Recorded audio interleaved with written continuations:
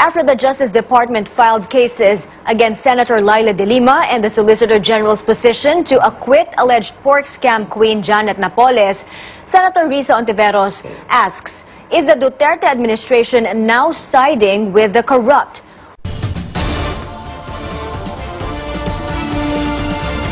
Inirekomenda ng Office of the Solicitor General na mapawalang sala sa kasong serious illegal detention si Janet Lim Napoles na sinasabing utak ng pork barrel scam. Wala raw sapat na ebidensya laban sa kanya. Hiwalay po ito sa kaso ng pork barrel scam na kinakaharap pa rin ni Napoles. Live mula sa Quezon City, may report si Sandra Aguinaldo. Sandra?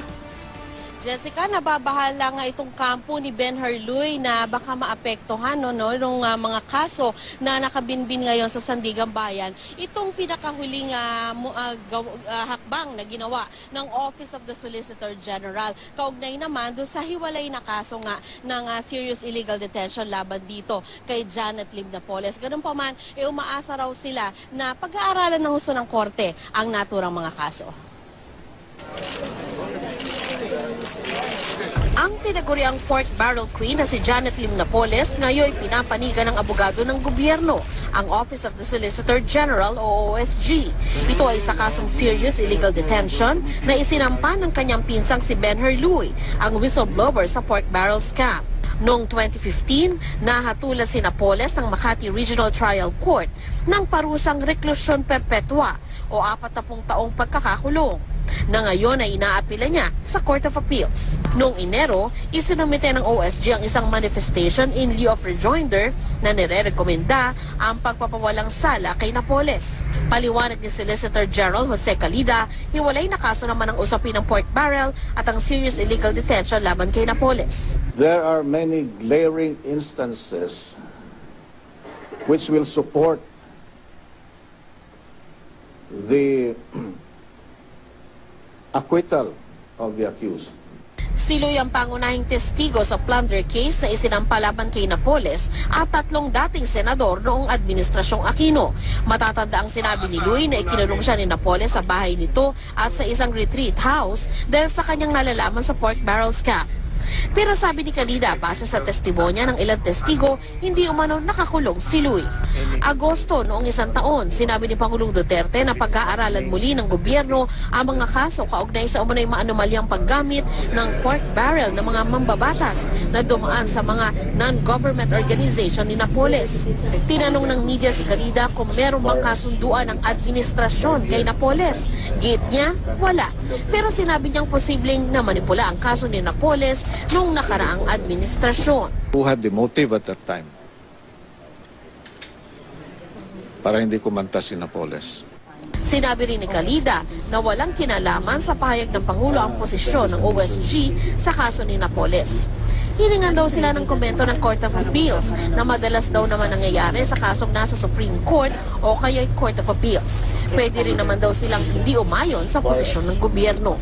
Dagdag ni Chief Presidential Legal Counsel Salvador Panelo, tungkulin ng OSG na mabigyan ng hustisya ang lahat. Ikinatuwa naman ng abogado ni Napoles na si Attorney Stephen David ang ginawa ng OSG sa giit na hindi talaga sangkot sa illegal detention ng kanyang kliyente. Ikinagulat naman ng kampo ni Luy ang hakbang ng OSG. This can adversely affect the position of the case on appeal and all other cases related to it, not just the serious illegal detention. We are confident that the High Court will extensively take all arguments seriously, considering the regional trial court held a full-blown trial, and it was the lower court that was able to see the deportment of the witnesses and the evidence. Hiningan din namin ng komento ang kampo ni Pangulong Aquino pero wala pa raw itong pahayag sa ngayon. Jessica, ayon sa OSG, dadaan pa rin naman ito sa proseso ng korte at after ng Court of Appeals, meron pa rin na mga pwedeng idulog sa Korte Suprema. At yun nga, sinasabi nila na hiwalay na kaso naman ito doon sa mga pork barrel related cases na nasa Sandigan Bayan. Jessica? Tama yun sa... Ontiveros says there seems to be a reunion of the corrupt with the recent turn of events. She cites the burial of former President Marcos, the appeals court decision to grant bail to one of the Maguindanao massacre suspects, and the government's opinion that Napoles is not guilty of illegally detaining Ben-Hur Luy. She also condemns the filing of cases against De Lima. Ontiveros says the Justice Department's move reeks of politics. Nananawagan ako sa administrasyon. Bakit tila pumapanig na ba sila sa mga korap? Binibitaw na ba nila ang laban kontra sa katiwalian? Samantalang ang mga tulad ni Peter Liem at Jack Lam ay patuloy na parang hindi maabot ng long arm of the law, ay uunahin pa ang isang kaso. Sandra, kailangan talagang liwanagin lest it create the perception na mukhang makalulusot itong si Napoles despite sa bigat ng mga kasong kinakaharap niya.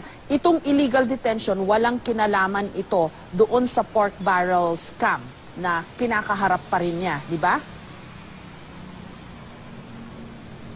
Yes, Jessica, ang sinasabi nga lang no ng pero tayo nakausap kanina no na isang abogado na hindi siya ayaw niyang masabi ang kanyang pangalan. Ang isa sa pwedeng epekto ay doon sa credibility nitong si Ben-Hur Luy. Pero ganun pa man, ang sinasabi nga niya dapat yung korte tutok lamang doon sa mga ebidensya no, na nakapresenta doon sa kanilang sa Sandigan Bayan halimbawa, kaugnay nga dito sa pork barrel cases. Dahil kung tutuusin, kung mako-question man itong kredibilidad ni Ben-Hur Luy, ay ito ay patungkol naman doon sa mga kaso, sa kaso na kaugnay nga sa serious illegal detention na kung saan nahatulan itong si Napoles, Jessica. Pero other than that, Sandra, no, yung credibility that may be put in question itong whistleblower, wala naman nakikitang implications yung ibang abogado dito sa kung kunwari makalusot nga itong si Napoles sa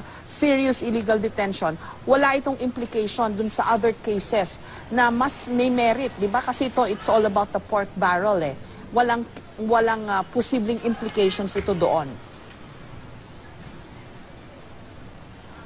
Yun ang sinasabi nila, Jessica, no, maging na OSG, hiwalay na kaso naman ito.